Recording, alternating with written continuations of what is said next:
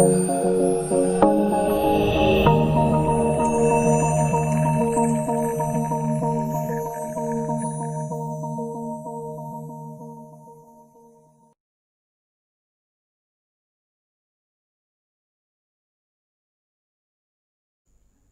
yang akan kita pelajari yang pertama adalah pemahaman apa itu probabilitas, kemudian yang kedua adalah peluang diskrit, kemudian yang ketiga distribusi probabilitas, dilanjutkan dengan distribusi sampling, kemudian distribusi normal dan pengujian hipotesis.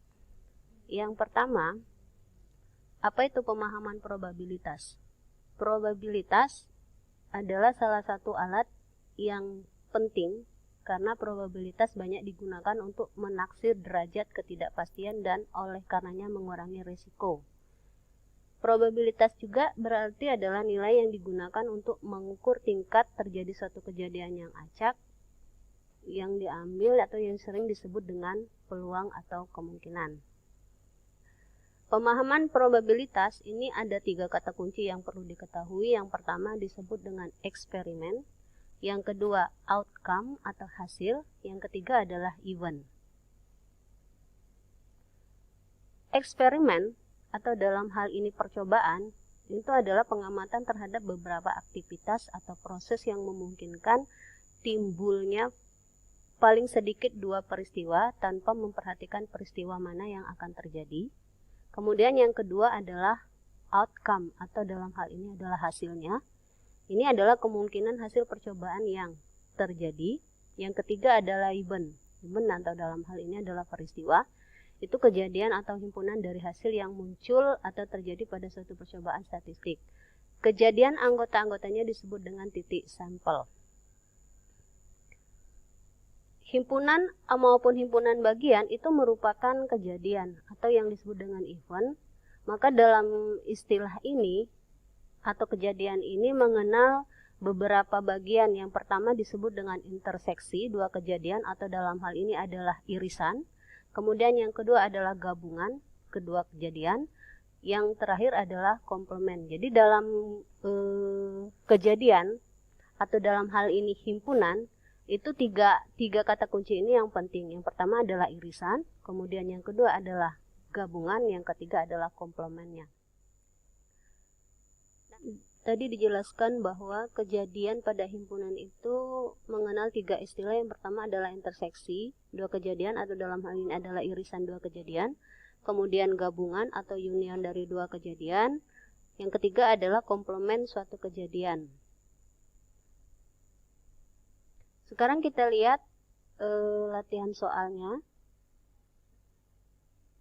Yang pertama adalah probabilitas suatu peristiwa berkisar dari 0 sampai dengan 1. Jika probabilitas peristiwa A adalah 0, apa maknanya? Dan jika probabilitas A adalah 1, apa maknanya? Yang dimaksud dengan pertanyaan pertama ini, kalau probabilitas peristiwa A adalah 0, maka dikatakan bahwa kejadiannya itu tidak terjadi, atau dalam hal ini tidak pernah terjadi. Kemudian, jika probabilitasnya sama dengan 1, ini dikatakan bahwa kejadiannya itu benar-benar nyata, dalam hal ini ada atau terjadi. Yang kedua, dalam konsep probabilitas terdapat 3 kata kunci yaitu eksperimen, outcome, dan event. Apa yang dimaksud dari masing-masing kata kunci tersebut? Nah, untuk pertanyaan nomor 2 ini, kamu bisa lihat di slide ya. Semua penjelasannya ada. Kemudian yang ketiga, jelaskan apa perbedaan kejadian yang dimaksud pada gambar di bawah ini. Kalau melihat dari gambar di bawah ini, kita tahu bahwa kejadian yang pertama itu adalah kejadian irisan. Kenapa dikatakan irisan? Karena kita lihat, ini adalah bentuk diagram Venn yang menyatakan bahwa yang pertama ini adalah himpunan, bisa dikatakan misalkan kita ambil contohnya adalah himpunan A.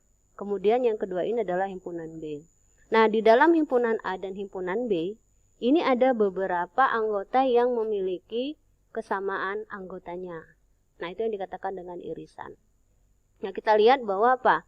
Di dalam diagram Venn terlihat bahwa tanda merah ini menyatakan bahwa apa? Di dalam himpunan A dan himpunan B itu terdapat beberapa anggota yang anggotanya sama. Kemudian yang kedua ini adalah gabungan atau dalam hal ini union. Kita anggap tadi bahwa lingkaran yang pertama atau himpunan yang pertama ini adalah A, kemudian himpunan yang kedua ini adalah himpunan B. Kejadian ini menyatakan bahwa semuanya ini terjadi antara himpunan A dan himpunan B. Artinya apa? Semua anggota himpunan ini terlibat dalam proses kejadian. Selanjutnya, yang keempat. Coba Anda buat diagram pen jika terdapat himpunan A dan himpunan B. Dan jelaskan kejadian maksud dengan diagram pen tersebut. Kalau kita perhatikan dari soal nomor 4, ini diketahui bahwa apa? Ada anggota dari himpunan A dan himpunan B yang memiliki kesamaan. Kita lihat, perhatikan, itu adalah himpunan A, anggotanya adalah 1, 2, 3, 4, 5, dan B adalah 2, 4, 6, 8. Ini menyatakan bahwa kejadian yang terjadi dalam soal nomor 4 ini adalah kejadian irisan. Kenapa? Karena ada beberapa anggota yang memiliki kesamaan di antara himpunan A dan himpunan B. Selanjutnya, yang kelima adalah jika dua dadu dilakukan pelemparan 1 kali. Tentukanlah. Nah, kalau ini kita sudah nanti akan masuk pada pembahasan masalah probabilitas. Materi selanjutnya adalah kombinatorial dan peluang diskrit.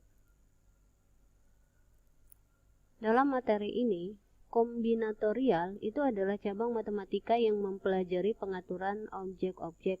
Maksudnya nanti beberapa objek itu akan diatur berdasarkan urutan-urutan tertentu. Solusi yang diperoleh atau penyelesaian yang diperoleh dari kombinatorial ini adalah jumlah cara pengaturan objek-objek atau benda-benda tertentu di dalam suatu himpunan. Percobaan. Kombinatorial didasarkan pada hasil yang diperoleh dari suatu percobaan. Tadi kan dikatakan bahwa percobaan itu dapat dilakukan atau terjadi karena adanya peristiwa. Contoh percobaan dan hasilnya. Yang pertama adalah melempar dadu. Yang kedua adalah melempar koin uang 100 rupiah. Yang ketiga adalah memilih 5 orang wakil. Yang selanjutnya adalah menyusun jumlah kata-kata yang panjangnya 5 huruf. Dalam kombinatorial, ini mengenal istilah kaidah dasar menghitung. Kaidah dasar menghitung yang digunakan dalam kombinatorial yang pertama adalah kaidah perkalian dan kaidah penjumlahan. Kaidah perkalian dan kaidah penjumlahan itu dapat diperluas hingga mengandung lebih dari 2 percobaan. Yang pertama adalah kaidah perkalian.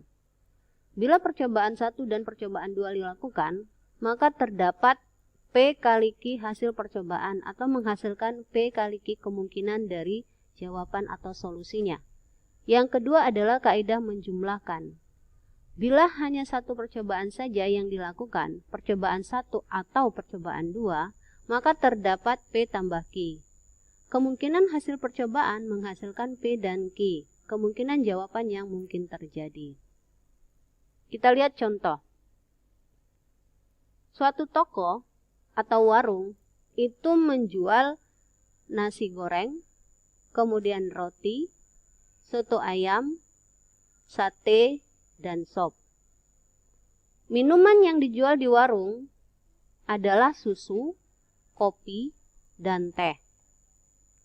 Kalau kita lakukan proses kombinasinya, kemungkinan yang terjadi adalah nasi goreng itu bisa dikombinasikan dengan susu, kopi, kemudian teh. Roti juga, ini bisa dikombinasikan dengan susu, kopi, teh. Kemudian soto ayam, susu, kopi, teh.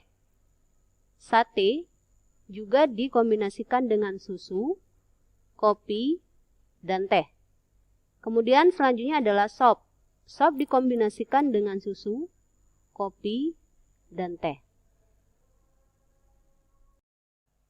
Oke, materi selanjutnya adalah perluasan kaidah menghitung. Kita ambil contoh, ada 7 angka yang terdiri atas 2, 3, 4, 5, 7, 8, dan 9. Dari 7 angka ini, misalkan pengulangan angka tidak diperbolehkan. Artinya misalkan kita buat nanti misalkan 2, 2, atau 2, 4, 4, 5, 7, seperti itu. Nah, itu tidak diperbolehkan dalam permasalahan ini. Pertanyaannya adalah, berapa banyak bilangan 4 angka yang kurang dari 5.000, namun habis dibagi 5, yang dapat dibentuk dari angka-angka tersebut. Sekarang kita lihat penjelasannya. Dari permasalahan itu, ada 4 angka bilangan yang akan dibentuk. Karena disyaratkan bilangan kelipatan 5, maka angka paling kanan hanya dapat diisi dengan angka 5 saja. Berarti ini satu cara. Nih, seperti ini. Berarti nanti kita akan membentuk 4 angka yang angka terakhirnya adalah 5 saja, karena disyaratkan harus bilangan atau kelipatan 5. Angka posisi ke-1 itu dapat diisi dengan 3 cara, yaitu angka 2, 3, dan 4, yang kurang dari 5.000. Angka posisi kedua ini dapat diisi dengan 5 cara. 2 angka lain sudah dipakai untuk posisi ke-1 dan 4. 7 dikurang 2 sama dengan 5 cara. Angka posisi ketiga itu dapat diisi dengan 4 cara. 3 angka lain sudah dipakai untuk posisi ke-1, 2, dan ke-4, atau 7 dikurang 3 sama dengan 4. Dari keseluruhan posisi angka harus terisi, maka dapat digunakan kaidah perkalian, yaitu 3 kali 5 kali 4 kali 1, atau sama dengan 60 cara, atau 60 buah cara yang bisa digunakan untuk membentuk angka tersebut.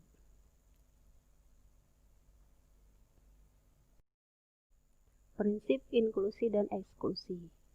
Sebagai contoh atau gambaran dari prinsip inklusi dan eksklusi, kita bisa lihat dalam informasi atau contoh berikut. Informasi terkecil yang dapat disimpan dalam memori komputer adalah byte. Setiap byte disusun oleh 8 bit.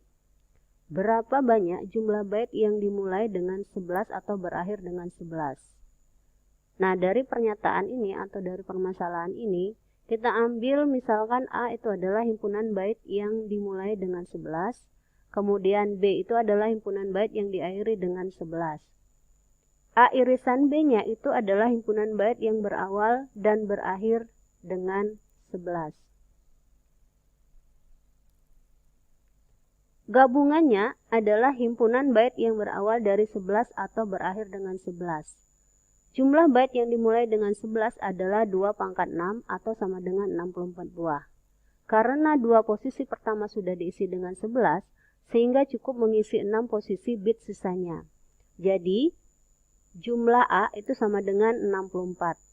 Artinya 11 itu sudah diletakkan di posisi yang pertama, kemudian dilanjutkan dengan berapa angka yang berikutnya. Nah, 11 ini merupakan 8 bit.